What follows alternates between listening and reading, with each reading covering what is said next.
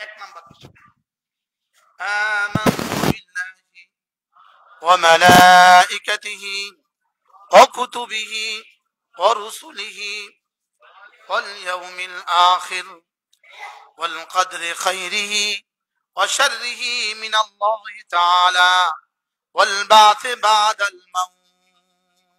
মাঝে মাঝে পড়বো তো, এজন্য মাঝে মাঝে কালিমায়ে শাহাদাতটাকে মাঝে মাঝে দোহরানো, মাঝে মাঝে কালিমায়ে শাহাদাত পড়ে না।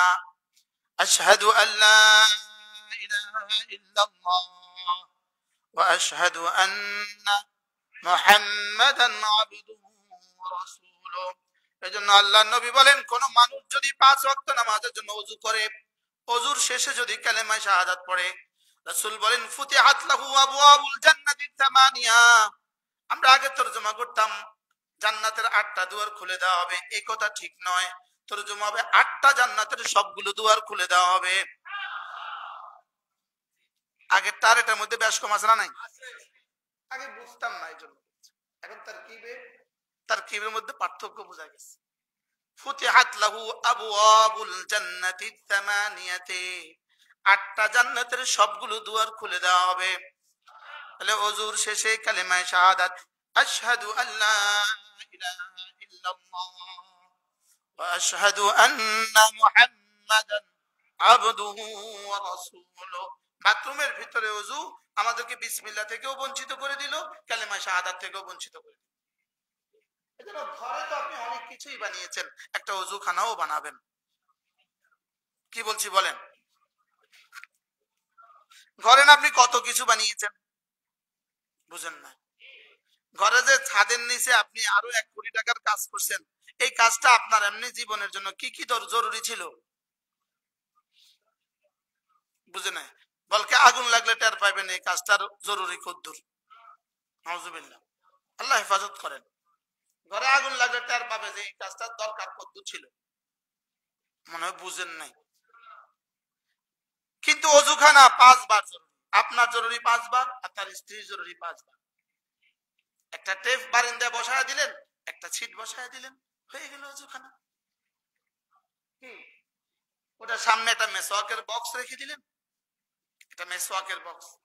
পূজারী পিশা হুজুর রাহমাতুল্লাহি আলাইহি, তাকে কেউ একজন তার নতুন বাড়ি উদ্বোধনের জন্য নিয়ে গিয়েছিলেন, হযরত মাওলানা মুবারক করিম রাহমাহুল্লাহ। উনি গিয়ে বললেন, তোমার নামাজের জায়গা কোথায়? হুজুর এটা আমার এই রুম, এটা আমার এই রুম, এটা আমার এই রুম। তো বলে তোমার প্রেয়ার রুম কোথায়? কি তোমার ভাত খাওয়ার জন্য যদি এত আয়োজন হয়, ভাত খাও 5 বার না 3 বার? কে 3 বার ভাত খায়?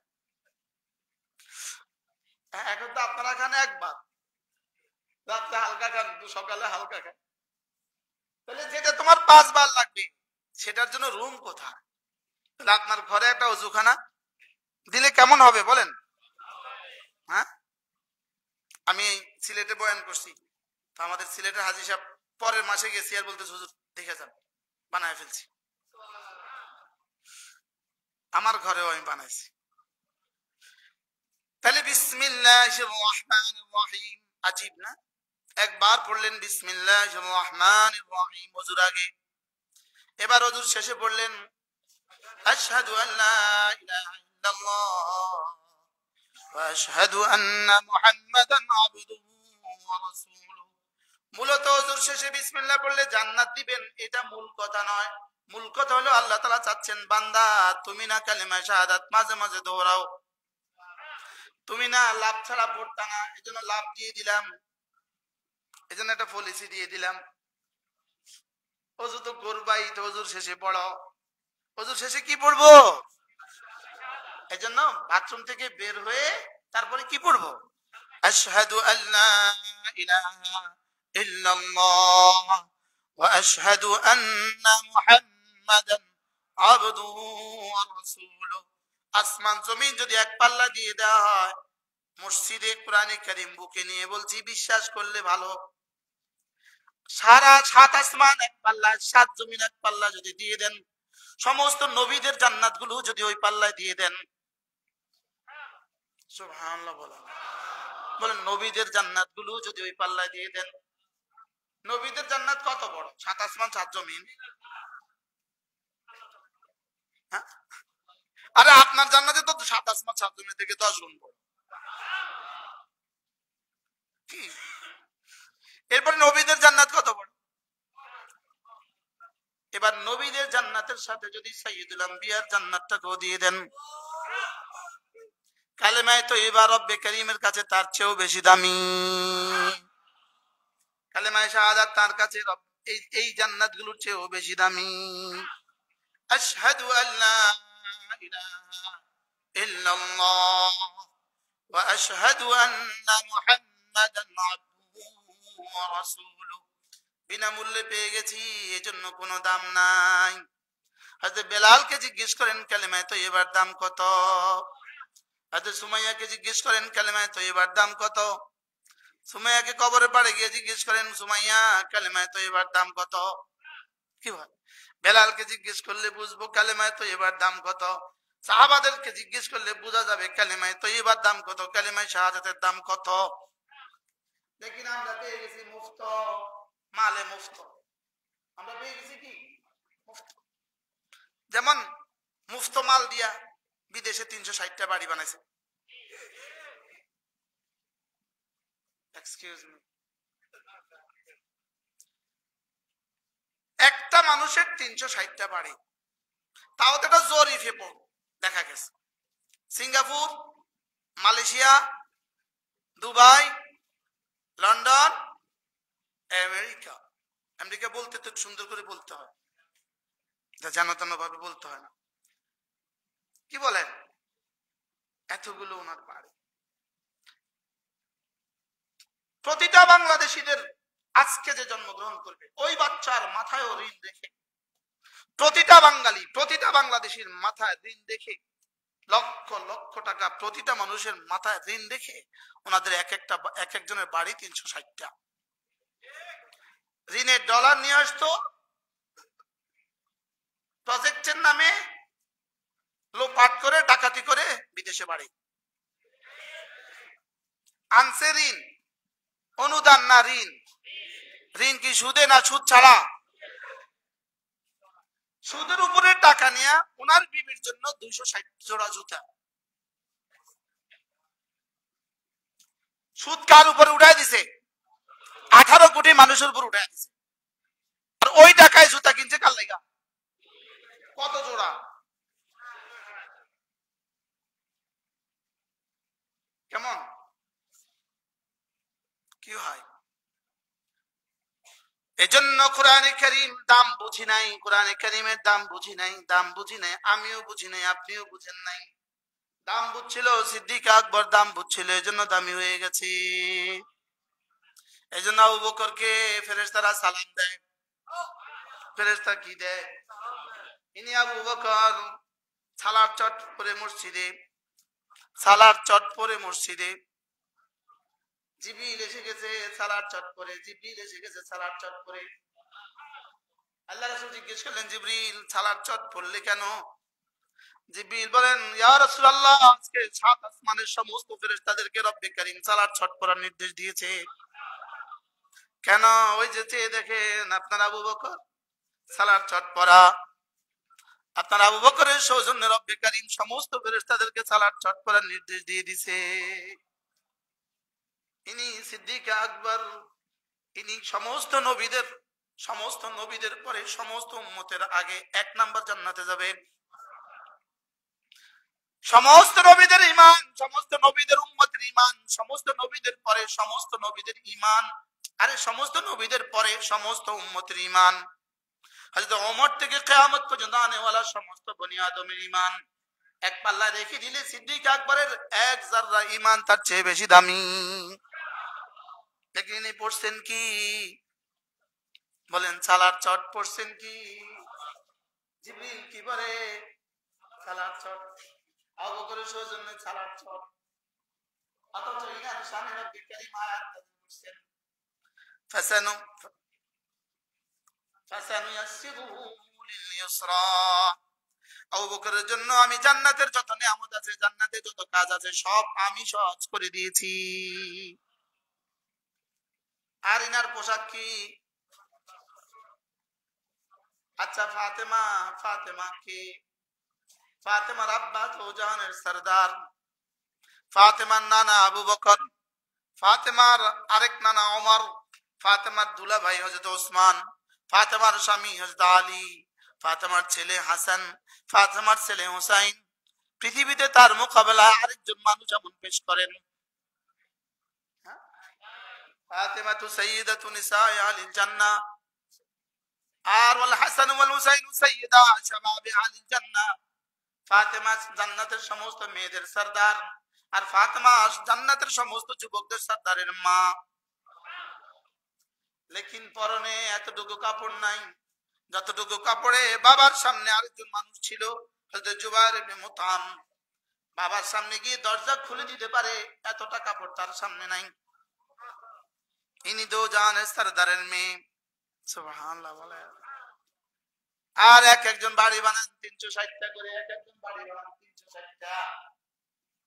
কোথায় কোথায় এদের বাড়ি নাই? অস্ট্রেলিয়াতে এদের বাড়ি, সিডনিতে এদের বাড়ি, কানাডাতে এদের বাড়ি। আর এরা হয়ে গেছে দেশ ও দেশ ও জাতির বন্ধু, আর আমরা মৌলবীরা হয়ে গেছি এদেশে জঙ্গি, রাজাকার। এক শব্দ প্রণয়ন করছিল, এক শব্দ প্রয়োগ করছিল, 16 বছর ধরে যে শব্দ দিয়ে জাতিকে ভ্যানিশ করার চেষ্টা করছে, আর ওই শব্দ দিয়ে রব্বে কারীম পুরা জবে করে দিছে। কি বুঝতেছেন কিছু? আচ্ছা, রব কত বড়? কি রব এমনি বড়টা কত? এই ছাত্রগুলোকে ধ্বংস করে দেওয়ার জন্য পরীক্ষা পদ্ধতিকে এভাবে ধ্বংস করেছে, শিক্ষা ব্যবস্থাকে এভাবে ধ্বংস করেছে, শুধুই আগামী প্রজন্মকে ধ্বংসের জন্য, যেন এরা জীবনে কোনোদিন এদের মোকাবেলা না দাঁড়ায়।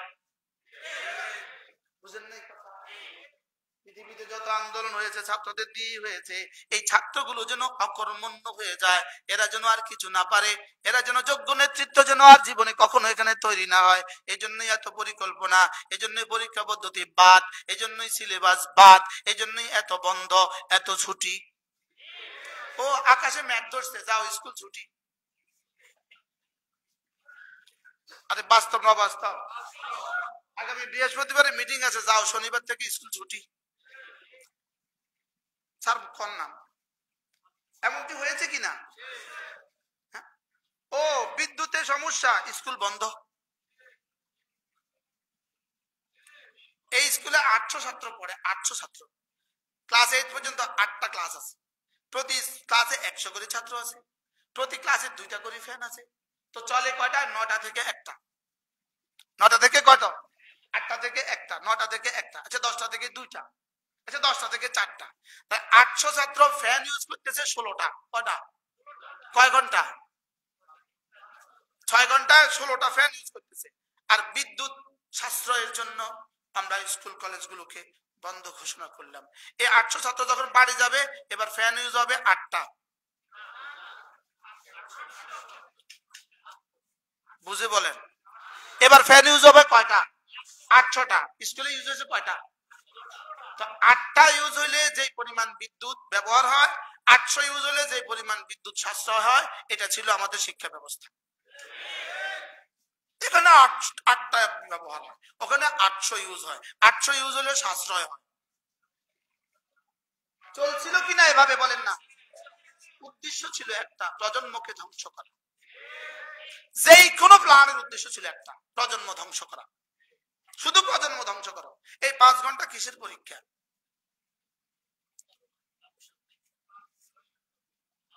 তামাশার পরীক্ষা। প্রিন্সিপাল স্যার বলতেছে তামাশার পরীক্ষা। এক শব্দ তোকে বাড়িতে পড়তে হবে না, তুই শুধু ক্লাসে আসবি, পরীক্ষার হলে আইবি, বইটা লই আইবি, কলমটা লই আইবি। ঠিক আছে? ঠিক আছে?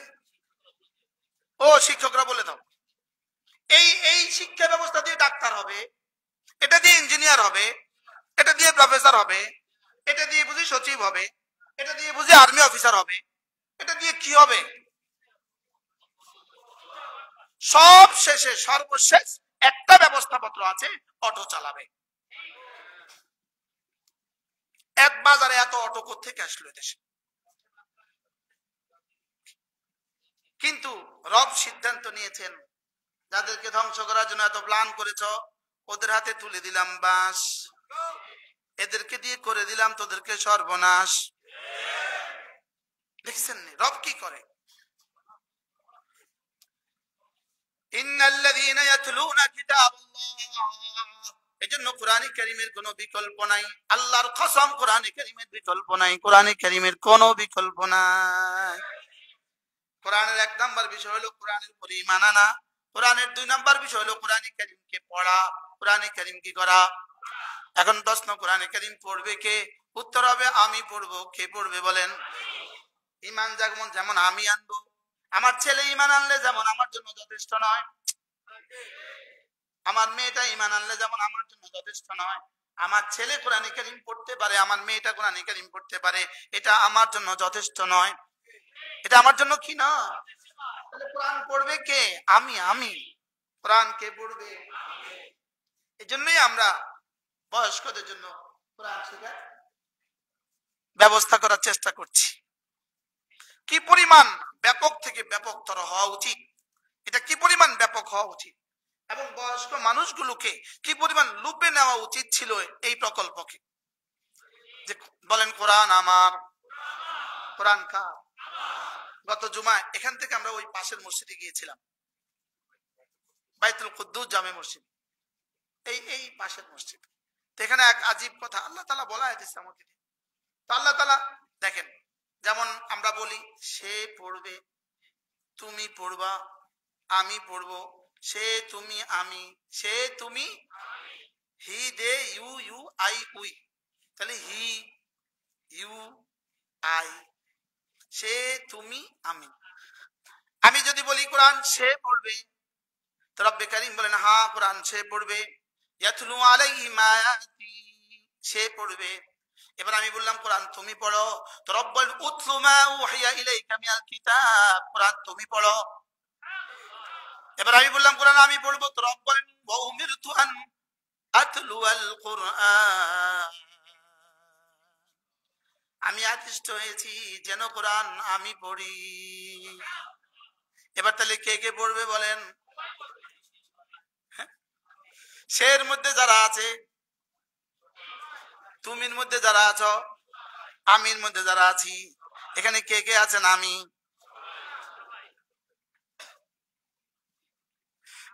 বলেন তো, আমি কোরআন আমি পড়বো।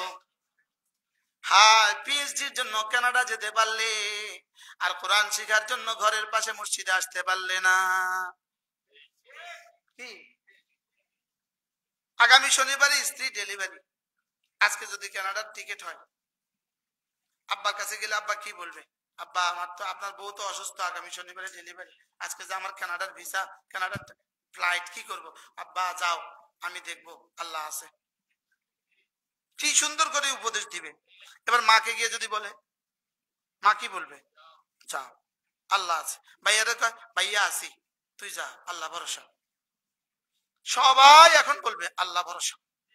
এবার আজকে গিয়ে ঘরে গিয়ে বলেন না আমি কালকে তবলিগে যাব, আমার বিবি ডেলিভারি 6 মাস পরে, তোর মাথা খারাপ, বউ ঘরে অসুস্থ, তুই তবলিগে যাবি,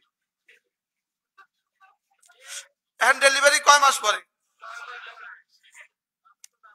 এখন হয়ে গেছে মাথা খারাপ। আধা ঘন্টা বের করেন সময়, আধা ঘন্টা ডেলি, 10 মিনিট করে ডেলি বের করেন, যে আমি আল্লাহর কালামের জন্য 10টা মিনিট বের করি।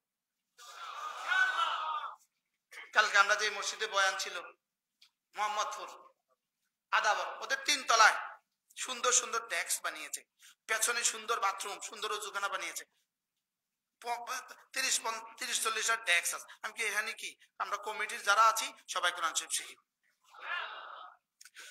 যেটা শরম না লাগে লেগে 3 তলা উঠাই দিচ্ছে, এত সুন্দর আয়োজন করছে। প্রতিটা মানুষকে কোরআনে কারীম শেখা উচিত, শুধু উচিত না, ফরজ। কি জবাব হবে? জীবনে এত কিছু পারলে তুমি, আমার কোরআন কেন পারলে না?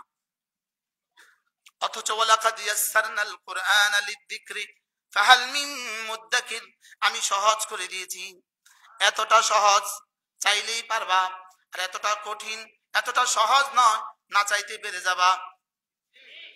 এত কঠিন নয়, চাইলেও পাবা না। এত সহজ নয়, না চাইতেই পারবেন। কি বলছি বলেন তো? এত কঠিন নয়, চাইলে পারবেন না। আরো মজার বিষয় হলো, যদি না আপনি কোরআনে কারীম শিখতে চান 60 বছর বয়স, তাহলে আপনার তুলনা হবে সাহাবীদের সাথে। কারণ সাহাবীরা না বেশি বয়সে কোরআন শিখছে। সাহাবীরা কি কম বয়সে শিখছে না বেশি বয়সে শিখছে? কম বয়সে 2-4 জন। হযরত আলী কম বয়স, হ্যাঁ, আব্দুল্লাহ ইবনে আব্বাস কম বয়স, আব্দুল্লাহ ইবনে মাসউদ কম বয়স, আর বাকিরা সব তো কি বেশি বয়সী। তা আপনারা যদি কোরআন শরীফ শিখেন, তো ফেরেশতা আল্লাহ বলে, ফেরেশতা দেখতো ওরে কার মতো দেখায়, দেখতো ওর বয়সটা কেমন। ইন্নাল্লাযীনা ইয়াতলুনা কিতাবাল্লাহ, যারা না কোরআনে কারীমের তেলাওয়াত করবা, ওয়া আকামুস সালাহ, এবং যারা না 5 ওয়াক্ত নামাজ নিয়মিত পড়বা, সুবহানাল্লাহ, কোনো কারণ ছাড়া, কোনোভাবেই কোনো পুরুষের জন্য নামাজ যতক্ষণ হুঁশ আছে একবার ছেড়ে দেওয়ার সুযোগ নাই। কি নামাজকে কিভাবে মানে অক্সিজেনের মতো লাজিম করছে? নামাজকে কি কিসের মতো লাজিম করছে বলে? অক্সিজেনের মতো লাজিম। এভাবে নামাজ কেন লাজিম করলেন? আমাদের উপরে কেন ছাড় দিলেন না? মেয়েদেরকে মাঝে মাঝে ছাড় দিচ্ছেন। শুধুই আমাদের পায়ে শিকল বেঁধে রব আমাদেরকে জান্নাত দিতে চান। যে নামাজ দিয়ে শিকল বেঁধে দিচ্ছি, শিকল শিকল শিকল। নামাজকে এভাবে লাজিম করে শিকল পায়ে বেড়ি লাগায়া টাইনা টাইনা আল্লাহ জান্নাত দিতে চান। করাচি হযরত ওয়ালা বলেছেন, কোনোভাবেই নামাজ খেলনা নয়, নামাজ খেলনা নয়। নামাজ আপনি পড়লেন, আজকে 1 ওয়াক্ত, কালকে 1 ওয়াক্ত, পরশু 1 ওয়াক্ত, কোনোভাবেই আপনার নাম নামাজের তালিকায় উঠে নাই। কি বলছি বলেন? আপনার নাম নামাজের তালিকায় কি উঠে নাই? শুধু জুমা দিয়ে নামাজের তালিকা আপনার নাম প্রশ্নই আসে না, প্রশ্নই আসে না। শুধু মাগরিব দিয়ে আপনার নামাজের তালিকা আপনার নাম প্রশ্নই আসে না। এজন্য নামাজের বেলায় রব্বে কারীমের 4টা সিদ্ধান্ত। 1 নাম্বার আল্লাযীনা ইউকিমুনাস সালাহ, 2 নাম্বার قد أفلح المؤمنون الذين هم في صلاتهم خاشعون، 3 নাম্বার والذين هم على صلواتهم يحافظون، 4 নাম্বার والذين هم على صلواتهم دائمون। কত সিদ্ধান্ত নামাজের বেলায়? 4টা। 1 নাম্বার এরা না নামাজ কায়েম করে, এরা না কি করে? আর কায়েম করার অর্থ হলো আহকাম যত কিছু আছে, ফরজগুলো, ওয়াজিবগুলো, সুন্নতগুলো, মুস্তাহাবগুলো সব ঠিক মতো পড়ে, সব কি ঠিক মতো আদায় করে। এটার নাম হলো ইকামতুস সালাহ। 2 নাম্বার হলো নামাজ পড়বে খুশুয়ের সাথে নামাজ পড়বে। কিসের সাথে নামাজ পড়বে? খুশুয়ের সাথে নামাজ পড়বে। খুশু কিসের সাথে? আরেক সময় হলে বল, আজকে অনুমানগুলো বল। 3 নাম্বার হলো এরা না নামাজের সময়ের হেফাজত করবে। কি করবে? এরা নামাজের সময়ের হেফাজত করবে। 4 নাম্বার হলো দাইমুন, এরা না প্রতিদিন 5 ওয়াক্ত করে দাইমি পড়বে, দাইমি, মাঝে মাঝে পড়বে, মাঝে মাঝে ছাড়বে, এটা হবে না। কয়টা সিদ্ধান্ত পাইছি নামাজের বেলা? 4টা। কয়টা? 4টা। এই 4টার একটা যদি না, কি ইকামত আছে, খুশু নাই, খুশু আছে, হেফাজত নাই, হেফাজত আছে, দাওয়াম নাই, হবে না। কয়টা লাগবে? কি 1 নাম্বার ইকামত। আপনি শিখতে হবে নামাজ কিভাবে পড়তে হয়, আপনি রুকু আর সিজদা শিখতে হবে, আপনি কোরআন শিখতে হবে, তাশাহুদ, দুরূদ শরীফ, দোয়া, মাসুরা শিখতে হবে। শিখা ছাড়া ইকামত কেমনে করবেন? 1 নাম্বার। 2 নাম্বার হলো নামাজের সময় আপনার দিল কেমন থাকবে, খুশুয়ের সাথে নামাজ পড়তে হবে। 3 নাম্বার সময় দেখে দেখে। কি দেখে দেখে? হ্যাঁ, জোহরের নামাজ 4টা বাজে পড়লেন, হ্যাঁ, ও অফিসে মিটিং চলে, কয়টা নামাজ পড়ে? নামাজ পড়ে না মিটিং পড়ে? এদেশে এমন অফিস আছে কিনা যে দেশে কি আপনি শুনে আশ্চর্য হবেন, কালকের আগের দিন ফরিদপুর রাজবাড়ি একটা কামেল মাদ্রাসায় জোহরের নামাজ পড়ছি আমি, ছাত্র নেই, শিক্ষক নাই। তো যাক, পরে তারা আমার সৌজন্যে মনে হয় অফিসে নিছে, বসাইছে, একটু চাটা দিছে। তাই বললাম আপনারা নামাজে গেলেন না? বলে আমাদের 8টা ঘন্টা, আমরা নামাজের শিডিউল বের করতে পারি না।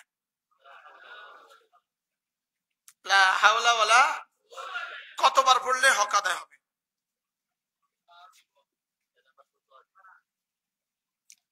মনে হয় আমার জীবনে এত বড় গজবের কথা আমি কালকে শুনছি। আমি হয়রান হয়ে গেলাম। এক্সকিউজ মি, এর বাইরে হাজারো মাদ্রাসা আছে, এটা কি করে সম্ভব?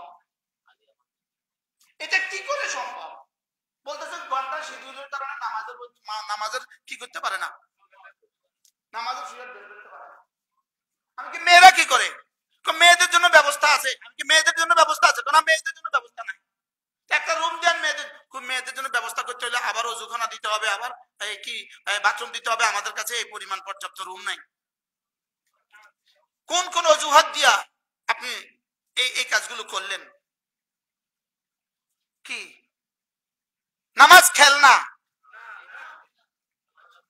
কি হ্যাঁ, প্রতিটা প্রাইমারি স্কুলে, প্রতিটা হাই স্কুলে, প্রতিটা কলেজে, প্রতিটা ইউনিভার্সিটিতে, প্রতিটা হলে নামাজের জায়গা উচিত। প্রতিটা দপ্তরে, প্রতিটা অফিসে, আপনার যাদের প্রাইভেট সেকশন আছে, আপনারা প্রাইভেট আছেন, প্রতিটা রুমে আগে অফিস বানাবার আগে নিয়ত করবেন এখানে নামাজের জায়গা কোনটা হবে। প্রেয়ার রুম করবেন। গতকালকে মোহাম্মদপুর এক বাসা আমরা ইফতার করছি, মাগরিবের ইফতার করছি। ইফতার করার পরে নামাজে একটু দেরি হচ্ছিল, মসজিদে দাঁড়ানোর সুযোগ নেই। উনি বললেন, বাড়িওয়ালা বললেন, হুজুর আমার কাছে ব্যবস্থা আছে। উঠে দেখি যে ওনার 6 তলার উপরে উনি সুন্দর করে নামাজের জায়গা করে নিছে। আমরা এখানে তারাবি পড়ি, মাঝে মাঝে মসজিদে না যেতে পারলে আমরা এখানে জামাতে নামাজ পড়ি। কেমন লাগছে বলেন? এজন্য নামাজ হবে আমার উন্না, নামাজ হবে আমার বিছানা, নামাজ আমার জীবন, নামাজ আমার মরণ। নামাজ ছাড়া যে জীবনে জীবন না। বলেন কি বলছি বলেন?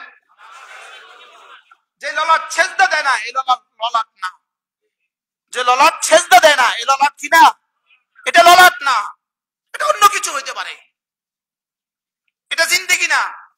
নামাজ ছাড়া যে জীবন, এটা জীবন না। নামাজ ছাড়া যে জীবন, এটা কি না? এটা জীবন না, এটা মানুষের জীবন না, অন্য কিছু জীবন হইতে পারে। নামাজ ছাড়া যে জীবন, রব্বে করিম এমন এক দেশ আমাদেরকে উপহার দিয়েছেন, যে দেশে আর কিছু না থাক, নামাজের ব্যবস্থা, মসজিদ আছে। এই হলো আপনার অফিস, এই হলো মসজিদ। আপনি মসজিদের জন্য টাইম বের করতে পারেন না, রব্বে করিমের কাছে জবাব দেওয়ার জন্য তৈরি থাকেন। কি ভাই, এক বাড়ির মানুষ যদি ফজরে মসজিদে আসতো, এই মসজিদের জায়গা হইতো না। এক বাড়িতে যে পরিমাণ মানুষ আছে। আল্লাহ তাআলা আমাদের সকলকে দু কথা শিখলাম। 1 নাম্বার কোরআনে কারীমের তেলাওয়াত, 2 নাম্বার নামাজ, 2 নাম্বার কি, 3 নাম্বার আবার সুযোগ পেলে আবার বলবো ইনশাআল্লাহ। 3 নাম্বার হলো আমার দেওয়া মাল আমার রাস্তায় খরচ করা। 3 নাম্বার কি? মসজিদের বক্স যখন আপনার সামনে যায়, আপনি যদি মসজিদের বক্সে একটা নোট রেখে দেন, এই বক্স হাসরের ময়দানে বলবে, রব আমি তার কাছে যখনই গিয়েছি কখনো সে আমাকে ফেরত দেয়নি, খালি ফেরত দেয়নি। আচ্ছা, এই কথা যদি বক্স বলে তো কেমন হবে? পকেটে নাই তো ভিন্ন কথা, অথবা দেওয়ার সুযোগ নাই তো ভিন্ন কথা। লেকিন যখনই যে কোনো মসজিদ আপনি নামাজ পড়বেন, আপনার সামনে দিয়ে যখন বক্স হেঁটে যায়, সুযোগ আছে রেখে দিবেন। ইনশাআল্লাহ বলেন ইনশাআল্লাহ। ইনশাআল্লাহ আপনার তিনটা হয়ে গেল, তিলাওয়াতে কোরআন, নামাজ, আর আমার দেওয়া রিজিক থেকে দান। যাও, কথা দিলাম, ইয়ারজুনা তিজারাতান লান তাবুর, তুমি আমার সাথে এমন এক ব্যবসা করলে যে ব্যবসা জীবনে কখনো শেষ হবে না। ইনশাআল্লাহ আবার যদি জুমায় আসি, আবার এই আয়াত পড়বো ইনশাআল্লাহ, আল্লাহ তাআলা যদি আবার নিয়ে আসেন। আলহামদুলিল্লাহ আমাদের এই মসজিদে নতুন কমিটি হয়েছে। নতুন কমিটির সম্মানিত সভাপতি জনাব অ্যাডভোকেট মাহবুব সাহেব, সৈয়দ মাহবুব হোসেন সাহেব সভাপতি হয়েছেন আলহামদুলিল্লাহ। ইনি আমরা সুন্নতের পরে আজানের আগে ইনশাআল্লাহ 2 মিনিট আপনাদের সাথে কথা বলবেন, ঠিক আছে ইনশাআল্লাহ। যারা সুন্নত পড়েন নাই পড়ে ফেলেন।